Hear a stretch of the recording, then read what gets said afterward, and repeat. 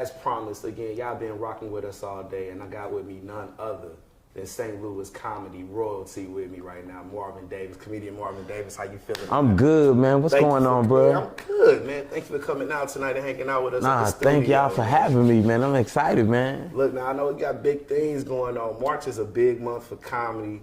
I know what you doing, the shows you coming off of.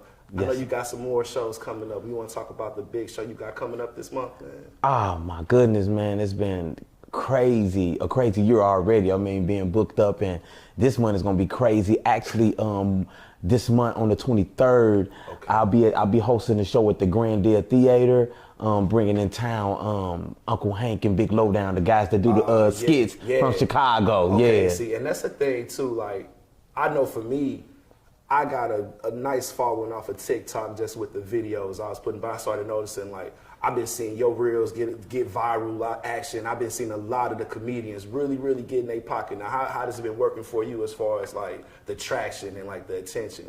Man, you know what, man? I had to most definitely adapt coming from just doing stand up and trying to merge over to, but paying attention to the ones that's doing it, including people like you. And I'm dropping, I'm like, whoa, all these views and all these followers, and the social media tell you, hey, get ready, drop another reel, it's getting there, so I'm like, whoa, so I'm enjoying it, man. I'm just enjoying it, and I'm embracing all the love. That's what's up. Now, if you had to go back, and I know with stand-up comedy and being from St. Louis, it's a long history of comedians here that kind of paved the way for like the industry as we know it now. Like, who was your first comedian in St. Louis that you heard that inspired you to be like, I think I want to get up there and do stand-up? Man, wow, that's crazy. And it could be in any genre, any time span. It could be all the way back to Red Fox.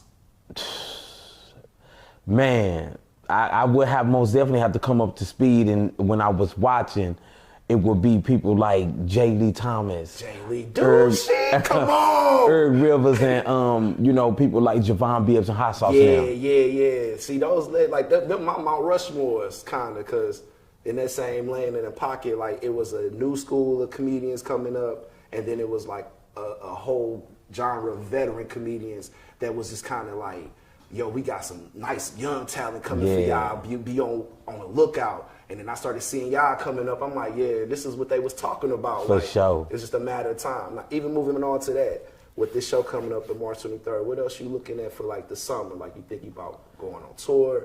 Man, oh wow, that's crazy, because in April I'll be in Indianapolis at the Helium Comedy Club, featuring for Emma James, and then I'll be heading, right after that I'll be heading to Chicago, and I'll be there like a week working. Okay, Chicago, now town, yeah. See, the Midwest, they open the doors up if you just spread your wings. Yeah. Like, that's the one thing I learned just in my lane of doing poetry.